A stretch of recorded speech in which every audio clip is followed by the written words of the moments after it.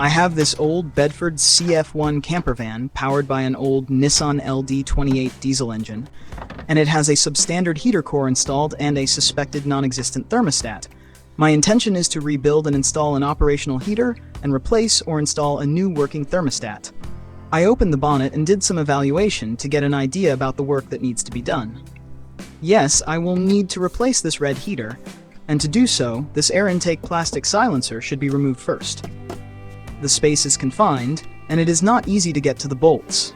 Also, it is not possible to use any sockets or power tools.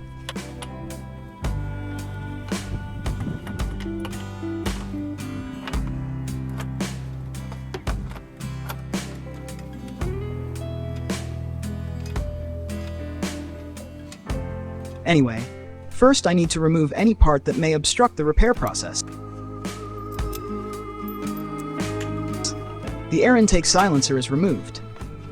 The air filter box is next, and here I can use an electric screwdriver. Now I can remove the air filter box.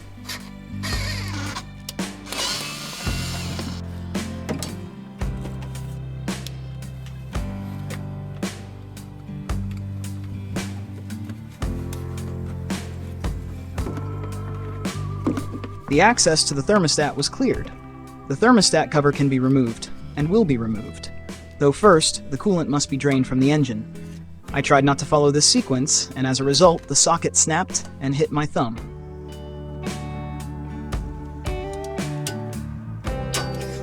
It looks like it was a sign sent by the automotive god. From now, I will think twice before breaking the rules. To avoid any coolant spilling on the ground, I am using a plastic tube that I will slide over the drain tap at the bottom of the radiator, and the other end will be placed into an empty coolant container. Open up the tap and let the coolant flow into the container. Also, open the radiator cap to allow air into the radiator. This will increase the flow of coolant.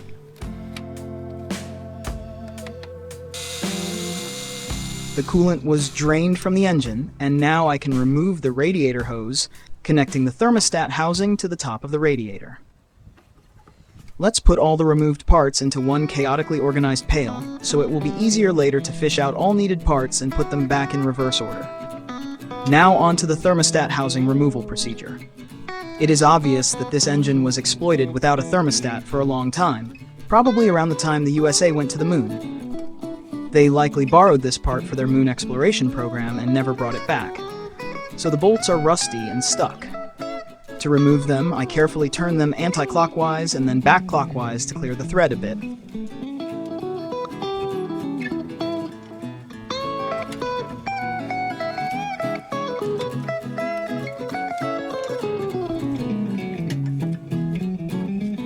Snapping a stud or bolt in this situation is more probable than winning the lottery.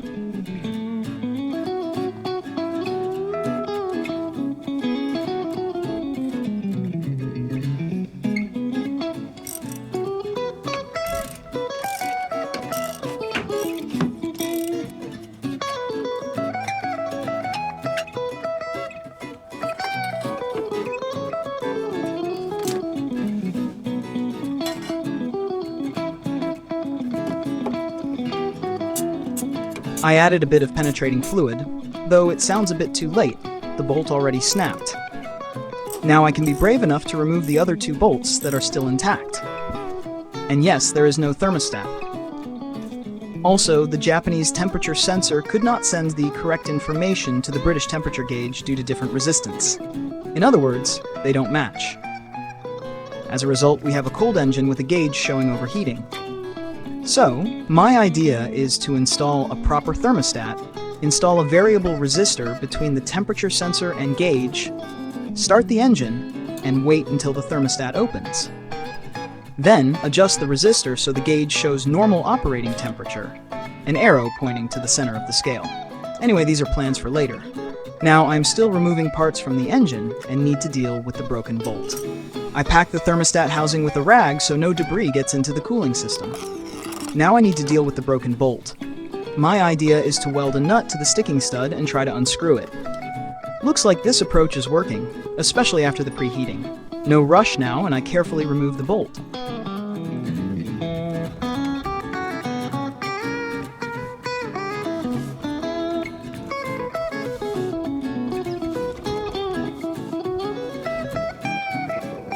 Success!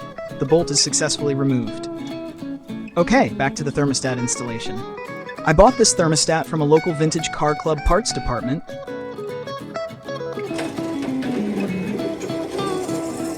First of all, let's clean all the holes filled with rust and oxidized metal using a drill bit and a small drill press.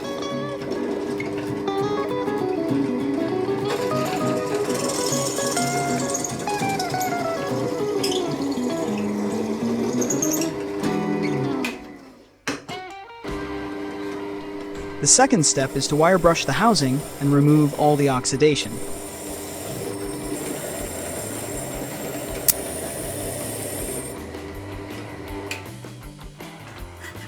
The third step is removing any remains of the old gasket.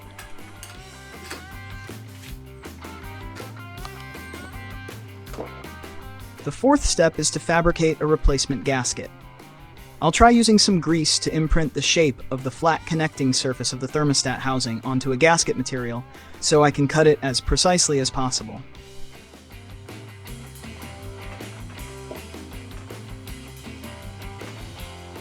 I also use some spray paint to mark the hole locations. It seems like overkill, but I want to make the gasket in one go.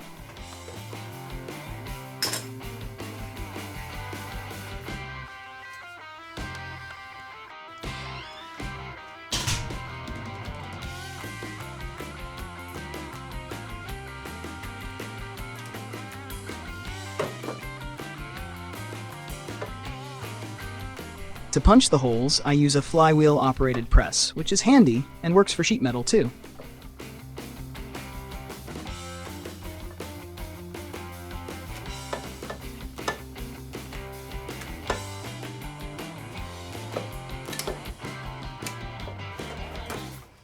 The holes are coming out really round and professionally done.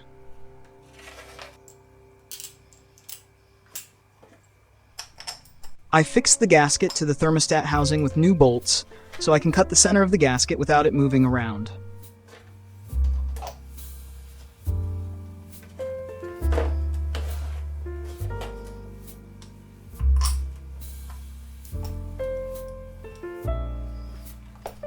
Using the sharp edges of the housing and a small hammer, I pre-cut the center of the gasket material.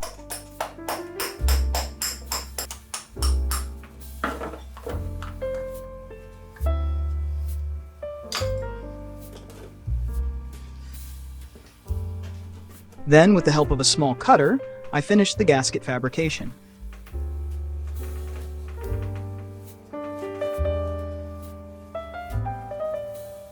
I applied copper-containing grease to smear over the gasket and bolts to prevent any sticking or thread locking. This way, no bolts will be broken the next time.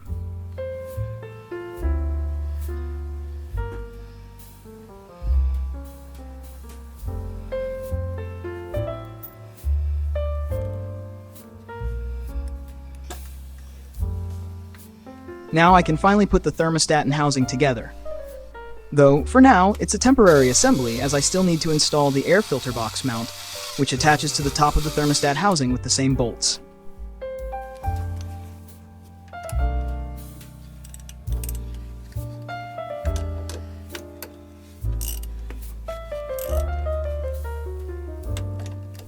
So the thermostat is taken care of, and now I can start removing everything that's in the way of the heater core.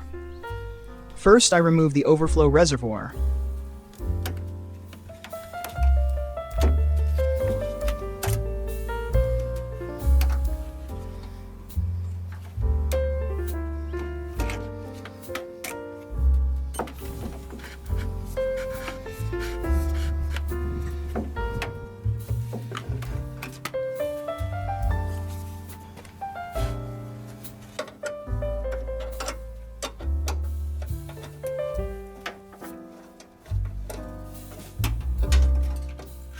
Next, I take off the air duct.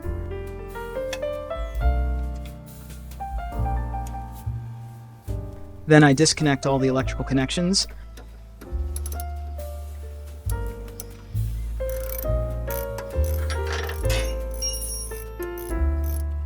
Loosen the cooling system's hose clamps and pull the first hose off.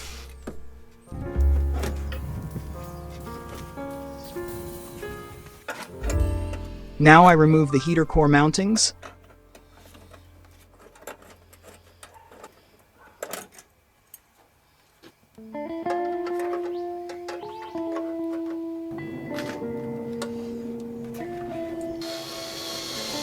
Pull off another coolant supply hose, and finally the heater comes out of the engine compartment. Bye-bye, non-functioning heater.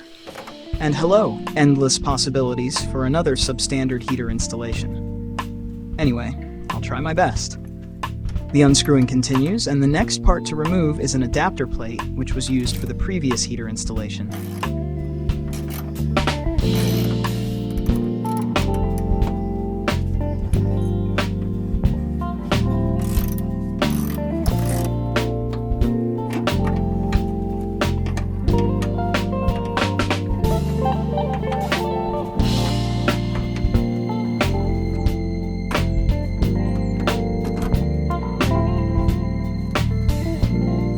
Since I'm dealing with an old British-designed Bedford CF, an old heater from a British car should do the trick. This kind of installation should collate with automotive feng shui and will conduct positive qi. Now that all obstacles are removed, I can start trial fitting the new old heater. It looks possible to fit it in the desired place, but due to rough storage conditions over the past 50-odd years, some parts of the heater are bent and distorted, so I gently tap them back into shape with a hammer.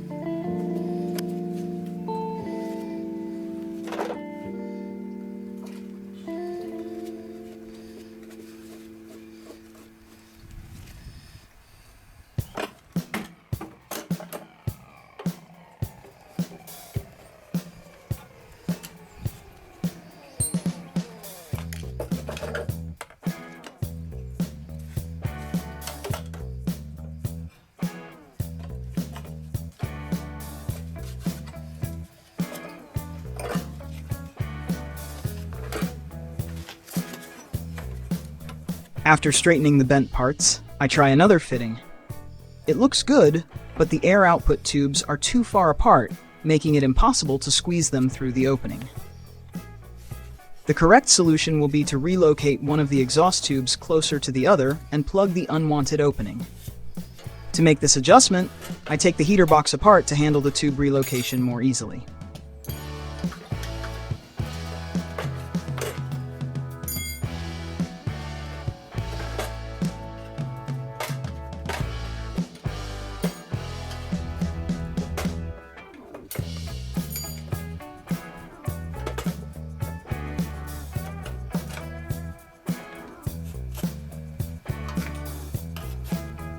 With the rear plate removed, I check the desired heater location and tube positions one more time. I start by drilling out the old rivets.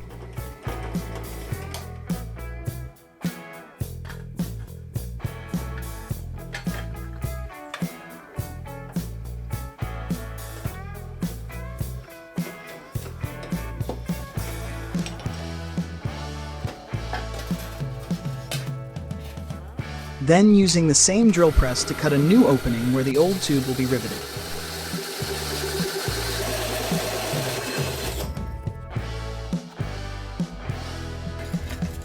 I make a patch from a random piece of aluminum to plug the old air opening, drilling holes for riveting it in place.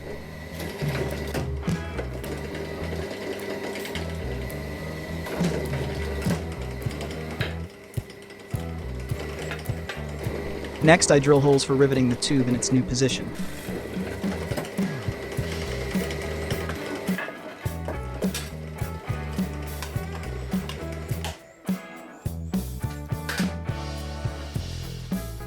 In no time, the patch and tube are riveted in their new spots.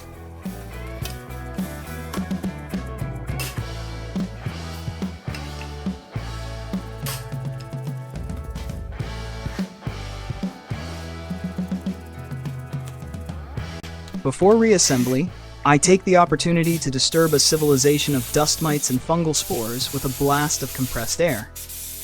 It's time to put everything back together.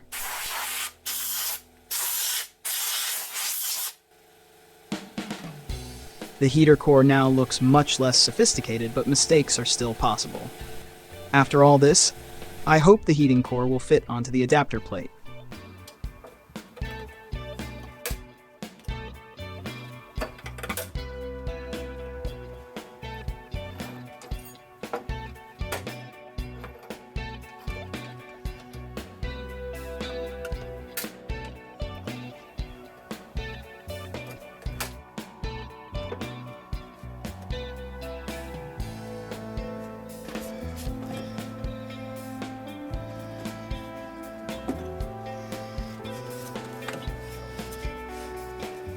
The air exhaust tubes fit with no problems. I mark the edge of the core on the plate surface and begin building a mount or two to attach the heater to the plate.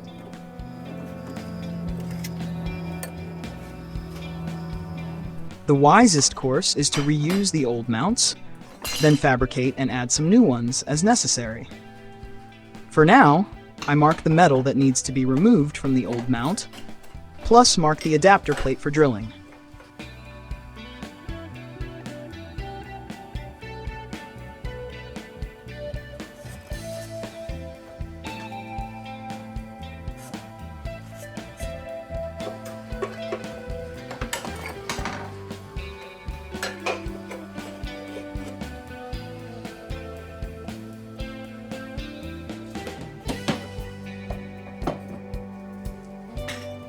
The markings seem sophisticated and intricate, but that's only because I changed my mind a few times. There's even a chance I'll confuse myself with all the marks.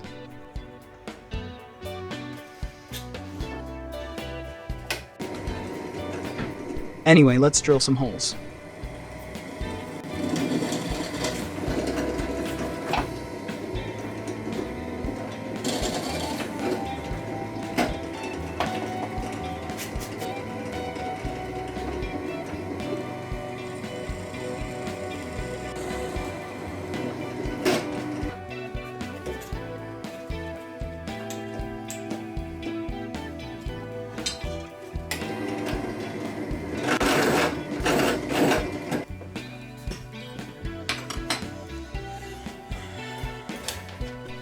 To attach the heater, I'll need a stud on the adapter plate. However, the bolt I'm using has a head that's too large, preventing the plate from sitting flush against the van's firewall. So I decided to use my old lathe to thin the bolt's head as much as possible.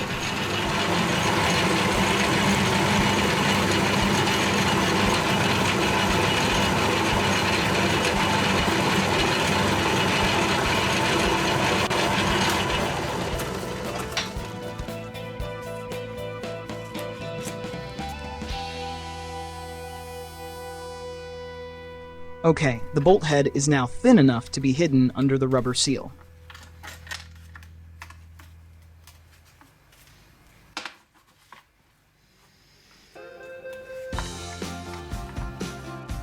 Let's temporarily attach the heater mount plate and see how it fits the designated connection spot.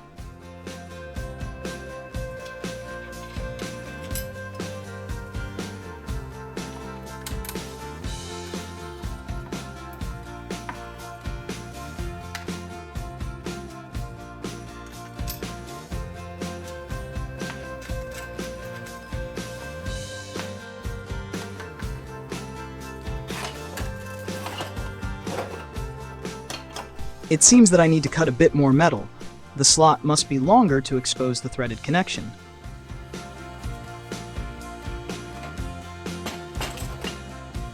I decided to file the excess metal down because it's fun to make that irritating grinding sound and create a bit of metal shavings along the way. Really cool, isn't it? Enjoy!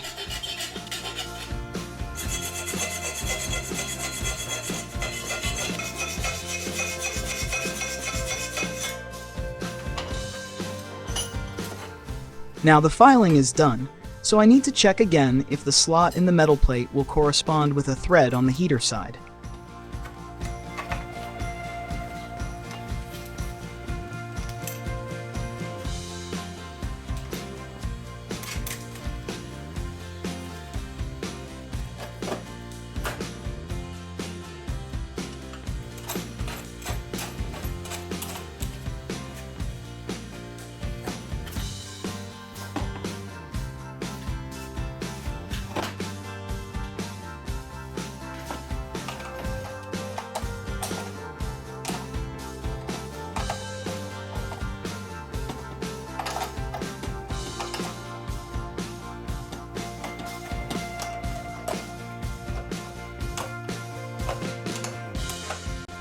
It looks good, so let's start making some changes on the opposite side of the heater. This side is not as simple and will require extra attention, as well as metal cutting and fitting.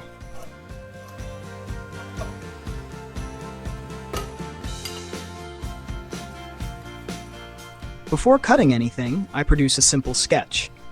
It doesn't look professional, but I trust my vision more than my drawing skills, so I follow the vision. Finally, the hardest part of the drawing is behind me, and I can cut a random metal plate that absolutely does not correspond with my rough sketch.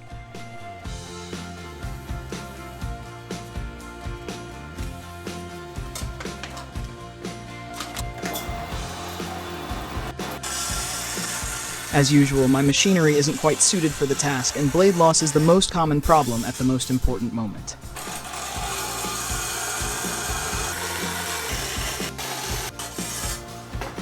The plate is cut and ready for fabrication of round holes using a drill bit and drill press.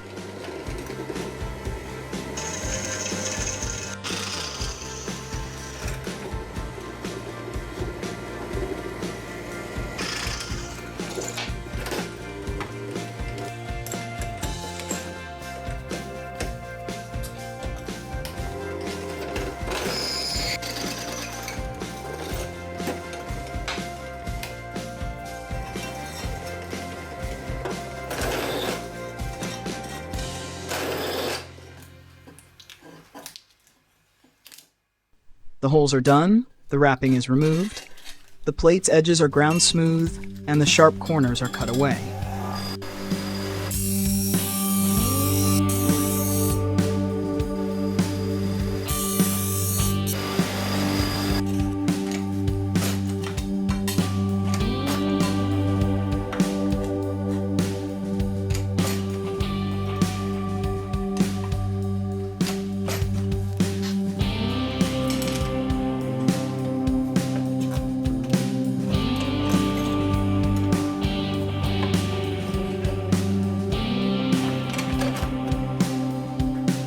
Now I fit the plate to another plate to see how the heater can be attached to the adapter plate at the other end.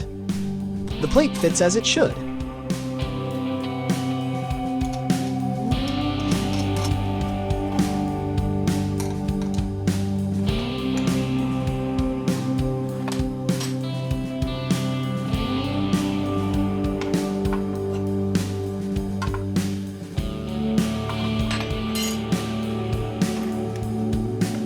Next, I place the heater in position and mark the location for another set of bolts.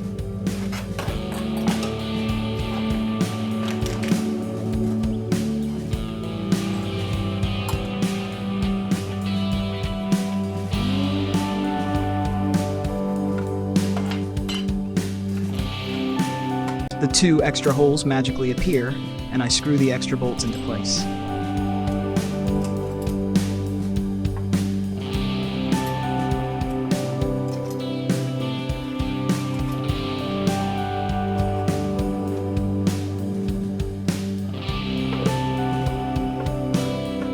Attaching the heater one more time, it looks like it's sitting perfectly. Separate from the firewall, it looks fine.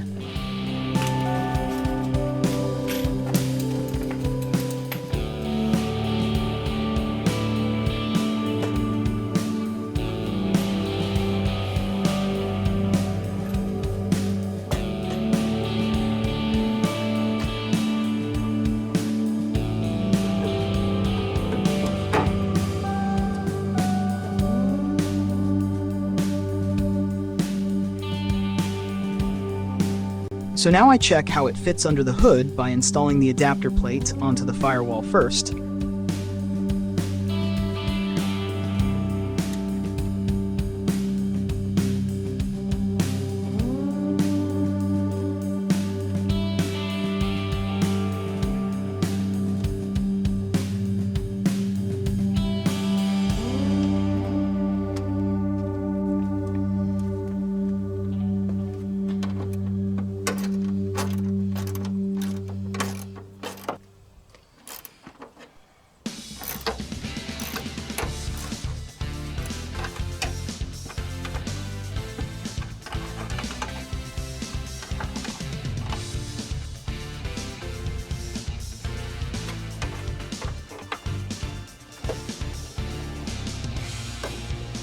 then trying to fit the heater between the brackets.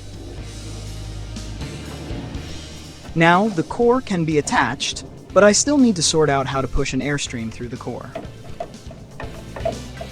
I have a new old stock Bakelite snail and an old school damaged heater fan. I need to find a way to marry the heater and the air fan. First, I'll replace the damaged snail, but for now, I'll check how the fan can be positioned next to the heater to work in unison. It's obvious the only space for the air fan is underneath the heater core. To get a complete idea for the fan's final position, I need to replace the damaged snail and reassemble the air fan. Carefully, I take apart the broken fan, trying to preserve all the tiny screws for reuse during reassembly.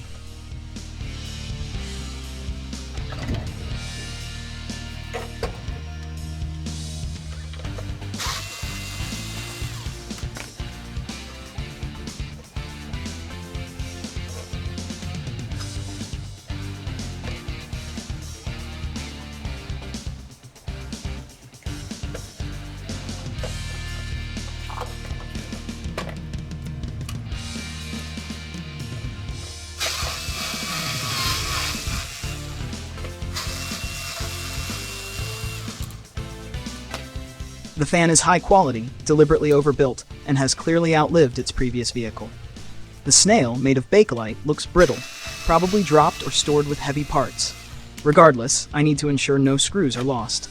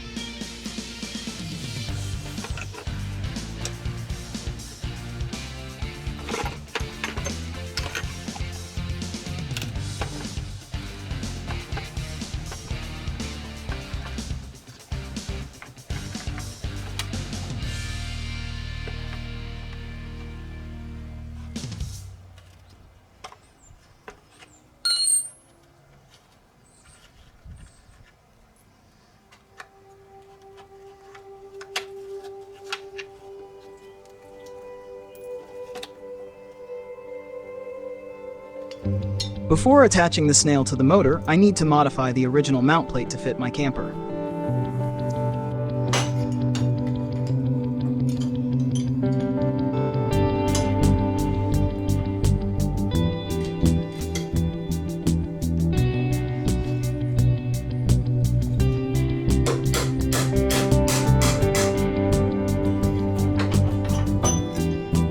I rearranged the mount plate configuration using a vise, hammer, and wrench.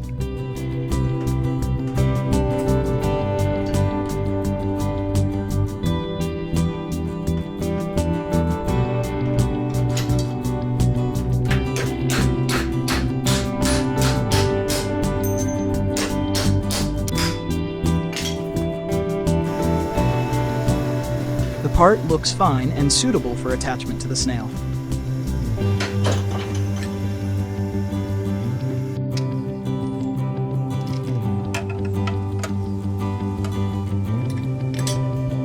The new snail, never used, still has holes that need to be punched through a thin Bakelite layer.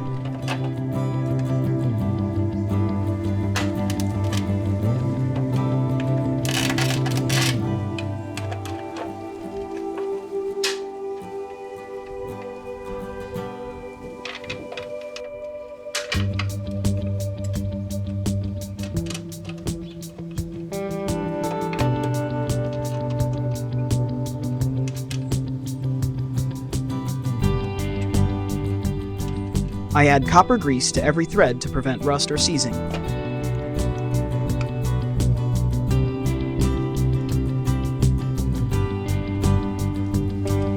The snail will be positioned with its output duct upwards.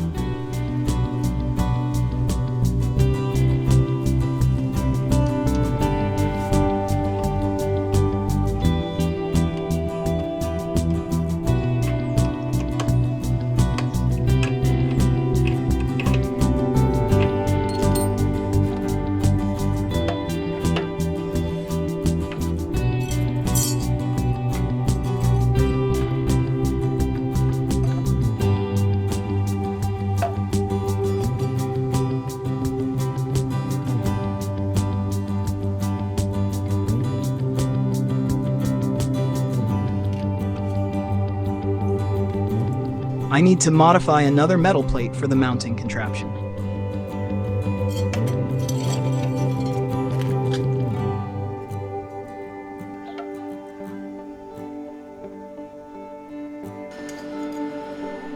After some guesswork and imagination, two separate metal plates are welded together to form the mount for the air fan.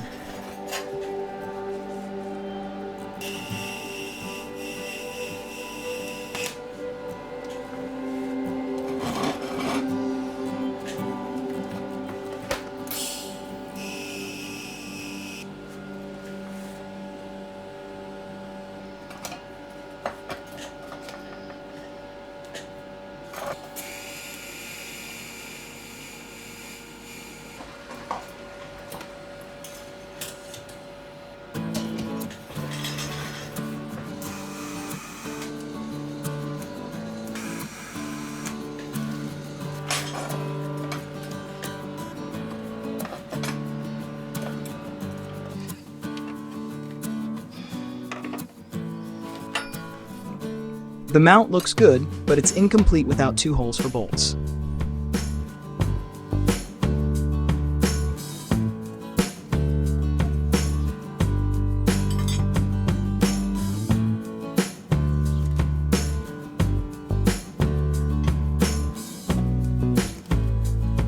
I add a rubber pad to protect the brittle Bakelite from the metal bracket and push bolts through the freshly drilled holes.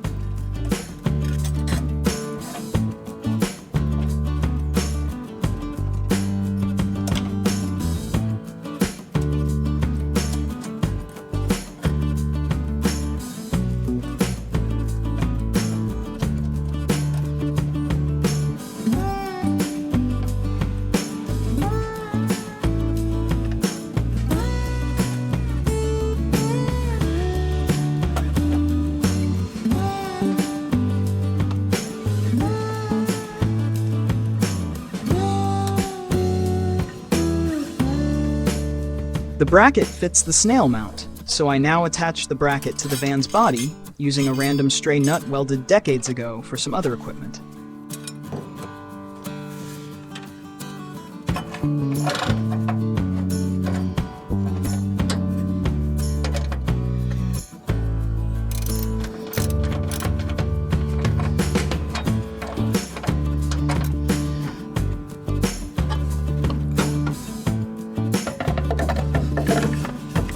With the bracket in place, I check if the fan snail fits, and it does.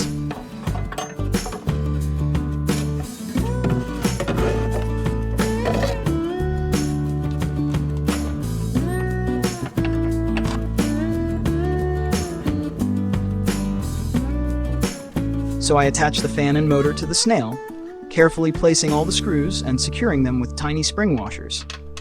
The screws locate inside the snail's shell, and there's no way to hold or push them through once the fan is inserted. So I'm extra careful not to drop a screw, which would require complete reassembly.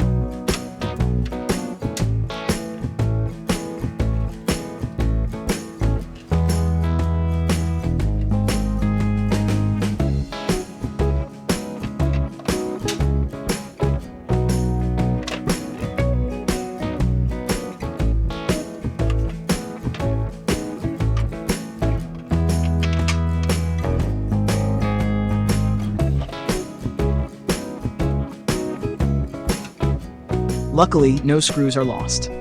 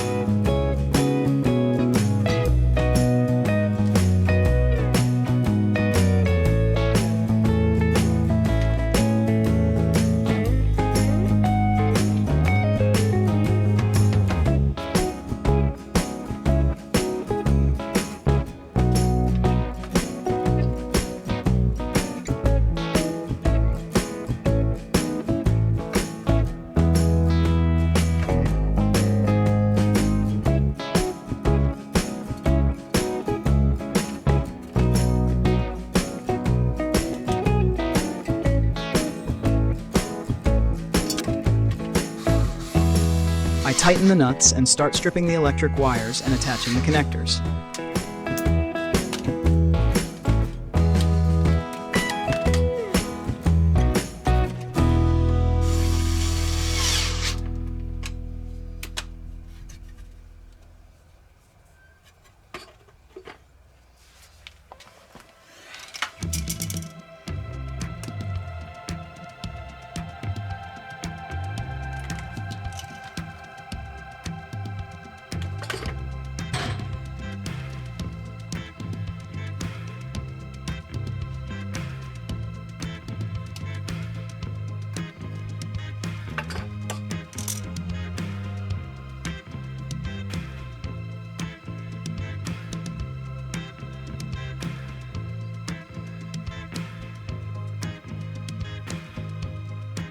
I use automotive bullet connectors and dress the wires with heat shrink insulators.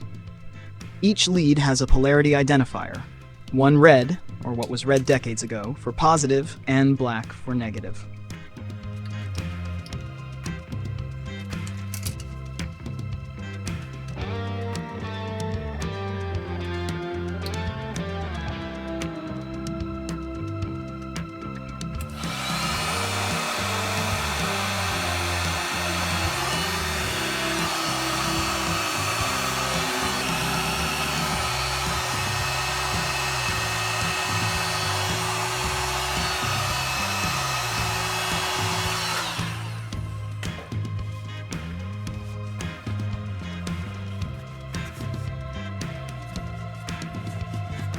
I found a silicone air hose, 76 millimeters in diameter, which fits the snail perfectly. This will serve as a connector between the heater and the air fan. To make the connection work, I need an extender. A 76 millimeter stainless steel tube should do the job. I check my metal tube stash and find the section I need, though it's a bit short.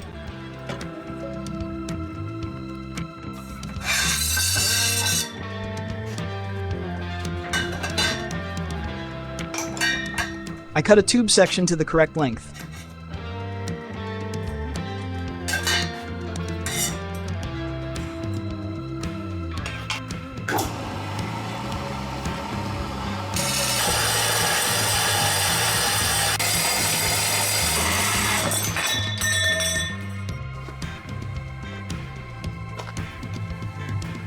Check the fit, and it's perfect. I remove the heater again to attach the tube to the heater's bottom end.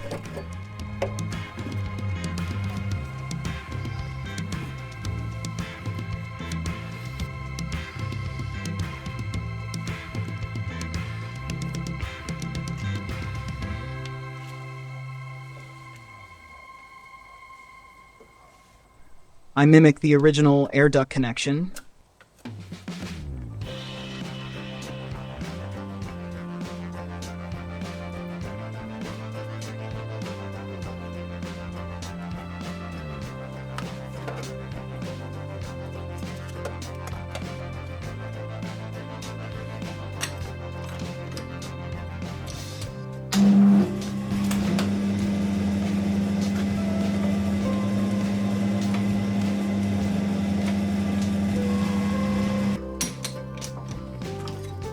Drill the required holes,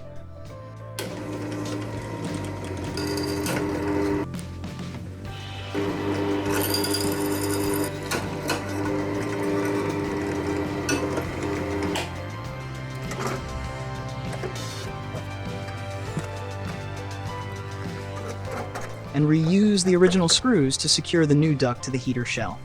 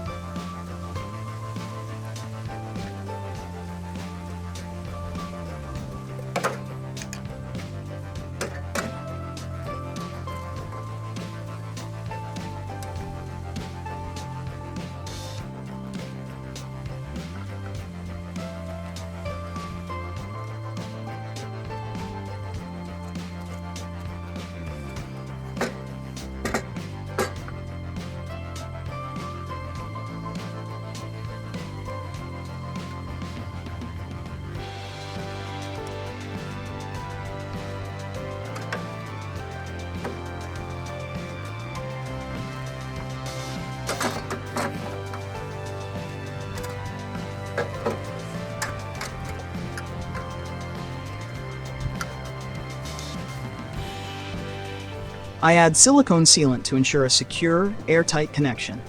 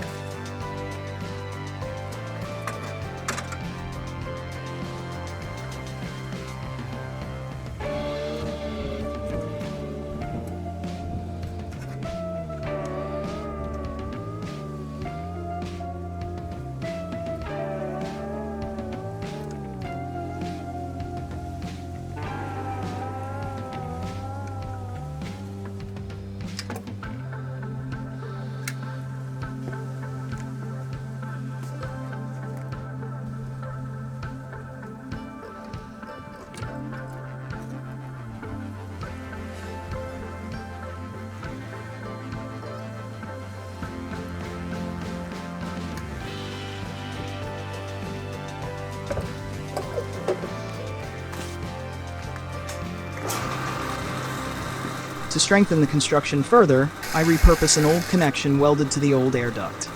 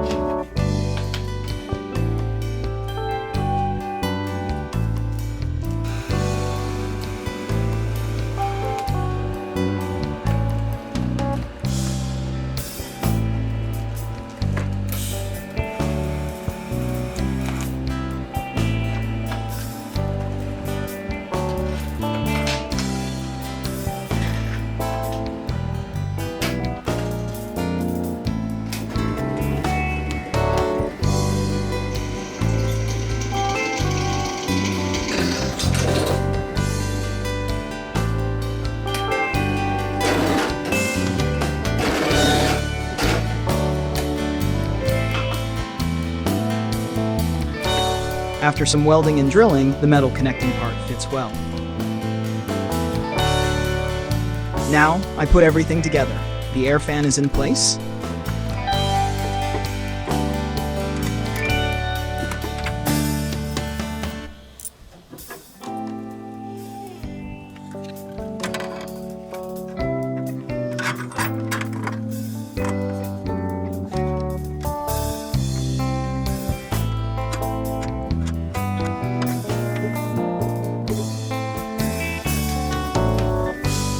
The heater air duct slides into the silicone connector tube.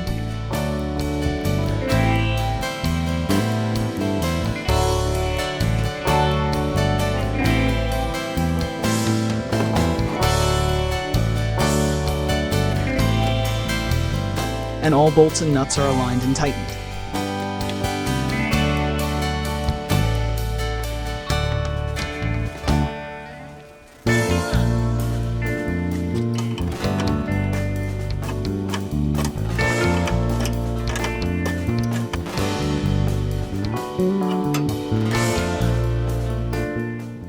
The electrical leads are connected, positive to positive, negative to negative.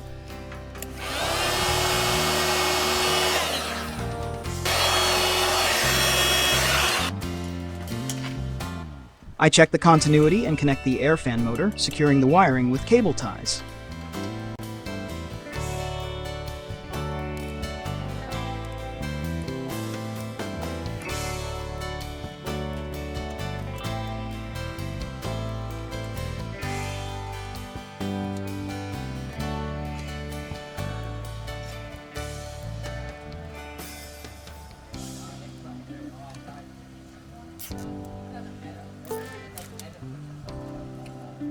The moment of truth arrives. I switch the ignition on, hit the heater fan switch, and it's alive.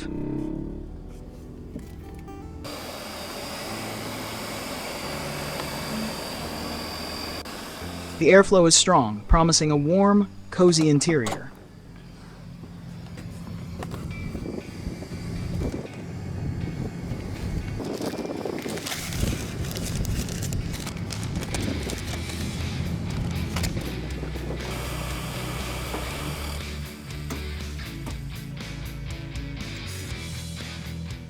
To complete the process, I connect the heater to the engine's cooling system, ensuring all the connectors and hose clamps are in place.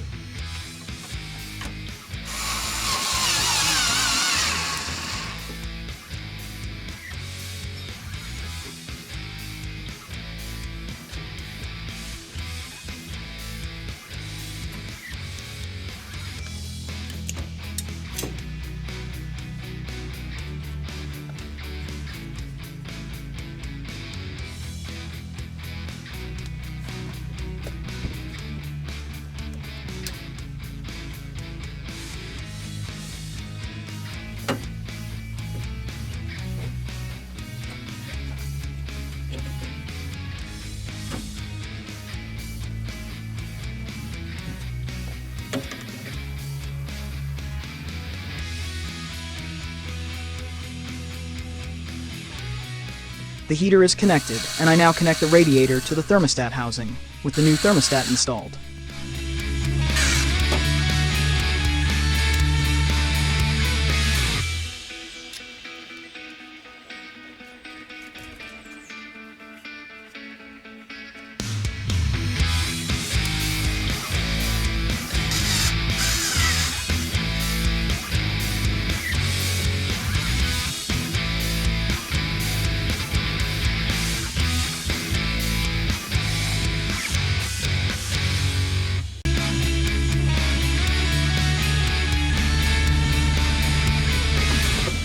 The coolant overflow catch can is placed back in position and secured with cable ties.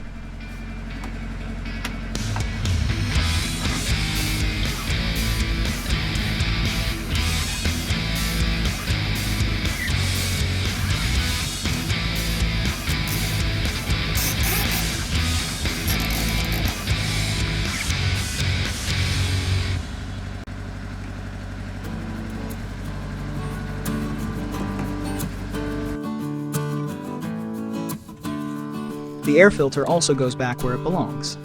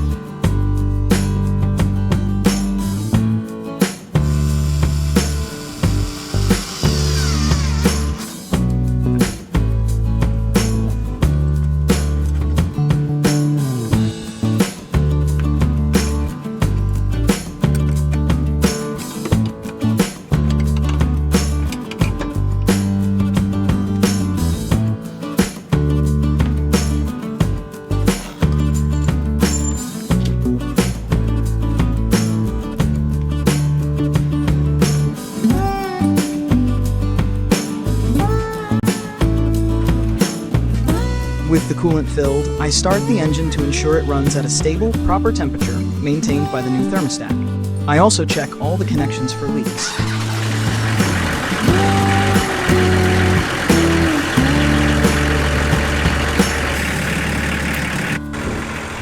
Finally, I can drive my van again and enjoy stable engine temperature and a properly working heater.